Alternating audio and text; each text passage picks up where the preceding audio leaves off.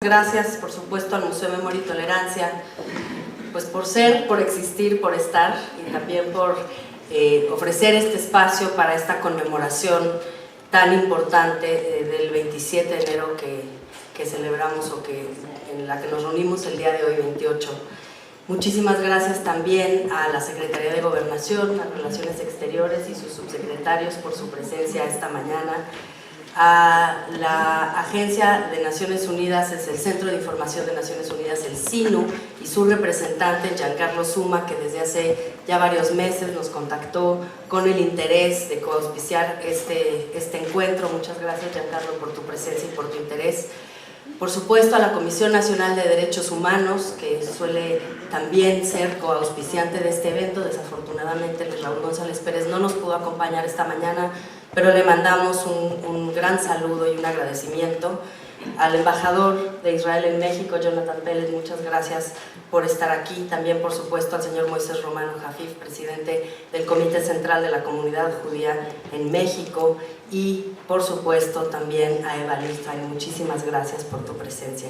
Sharon Saga, desafortunadamente, tuvo un contratiempo que no dependió de ella, pero estará con nosotros en un momento y me ha pedido que dé yo la bienvenida.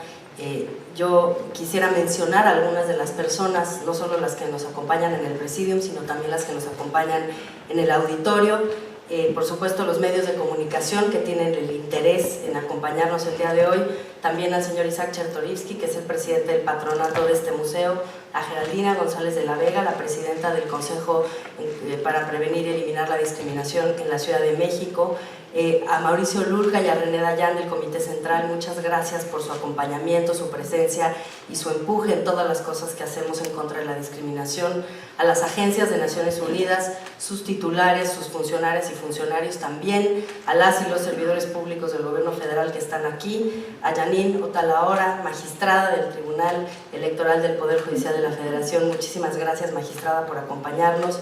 A las y los embajadores, a los miembros del cuerpo diplomático, a las y los representantes de las distintas iglesias, muchísimas gracias por su presencia el día de hoy.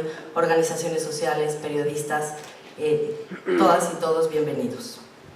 El Día Internacional de Conmemoración de las Víctimas del Holocausto es una de las fechas más simbólicas para la lucha de la discriminación en el mundo.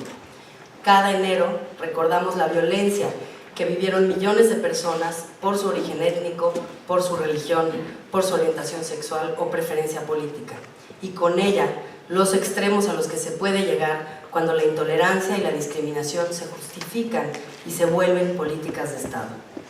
Stefan Zweig escribió en los años 30, a propósito del cambio en la percepción de las y los extranjeros en esa época, que antes una persona solo tenía un cuerpo y un alma. Ahora, decía Zweig, también necesita un pasaporte, porque sin él no será tratada como un ser humano. Es escalofriante ver cómo sus palabras tienen vigencia el día de hoy. El fascismo perdió la guerra en 1945, pero las ideas que lo sustentaron no desaparecieron con su derrota. Los nacionalismos xenófobos, el antisemitismo y la homofobia están recuperando centralidad, ganando fuerza y elecciones en países democráticos en todo el mundo. Las personas migrantes y refugiadas son vistas con sospecha y reservas antes que con empatía y con solidaridad. Por eso debemos recordar el Holocausto como una advertencia de lo que puede ocurrir. Hoy más que nunca debemos recordar que los prejuicios no son inofensivos, que las prácticas discriminatorias que legitiman no son irrelevantes y que las brechas de desigualdad que generan no son inevitables. No olvidemos que el odio por quien es diferente empieza poco a poco, con prejuicios que se transmiten durante nuestros primeros años. Empieza en los hogares, con las primeras palabras, con los gestos de rechazo y las muestras de incomodidad ante quienes son diferentes. Les hablo de prejuicios como que las y los migrantes son delincuentes o que las personas homosexuales están enfermas. Prejuicios que desafortunadamente reconocemos en todos los espacios de nuestra sociedad. Los prejuicios después se meten en las instituciones, justifican privilegios económicos, políticos, sociales y culturales. Se convierten en prácticas cotidianas en el hogar, en la calle, en la escuela, en el trabajo, y dejan a los grupos históricamente discriminados sin acceso a sus derechos. Las prácticas que niegan derechos generan al final grandes brechas de desigualdad entre los grupos discriminados y el resto de la población, que después se justifican con más prejuicios, que apelan a la deshumanización de quien es diferente. El papel de los estados es central para eliminar o perpetuar esta lógica discriminatoria. Con sus leyes y políticas puede combatir el Estado los obstáculos que enfrentan los grupos discriminados, o puede, y también lo ha hecho, permitir que se mantengan en todos los ámbitos sociales. Los regímenes fascistas, insisto, hicieron de la discriminación una política de Estado. Muchísimas gracias, subsecretario Encinas y subsecretaria Marta Delgado, por estar aquí y por su compromiso. Como se ha visto en últimos días, este gobierno tiene el compromiso explícito de combatir la discriminación en todas sus formas. Se dará prioridad a las prácticas que generan las mayores brechas de desigualdad en el país, sin dejar de señalar la falsedad de los prejuicios que lo sustentan. Sabemos además que en esta lucha no estamos solos. Tenemos grandes aliadas y aliadas en todos los ámbitos, muchos de los cuales nos acompañan el día de hoy. Quiero recordar especialmente a la comunidad judía de México, quien ha acompañado al CONAPRED desde su fundación hace 15 años. Su trabajo y experiencia han sido cruciales para entender la lógica de la discriminación y las maneras de enfrentarla desde sus primeras manifestaciones, cuando se expresa en prejuicios y en discursos. El antisemitismo está vivo y creciendo en algunos lugares del mundo y por eso reitero nuestro compromiso por combatirlo activamente.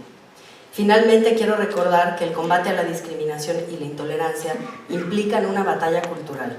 Implican dejar de ver a la diversidad humana como una amenaza y empezar a apreciarla como lo que realmente es, una fuente de riqueza y un potencial inagotable. Hoy más que nunca debemos sumar esfuerzos y trabajar por resaltar el valor de todas las personas y las culturas para que ningún horror remotamente similar al Holocausto se repita nunca más. En la mañana releía un párrafo, unas citas de Ana Frank, y me emocionó mucho una que dice, dice ella, da mucha emoción saber que no tenemos que esperar ni un minuto para empezar a cambiar al mundo. Muchísimas gracias.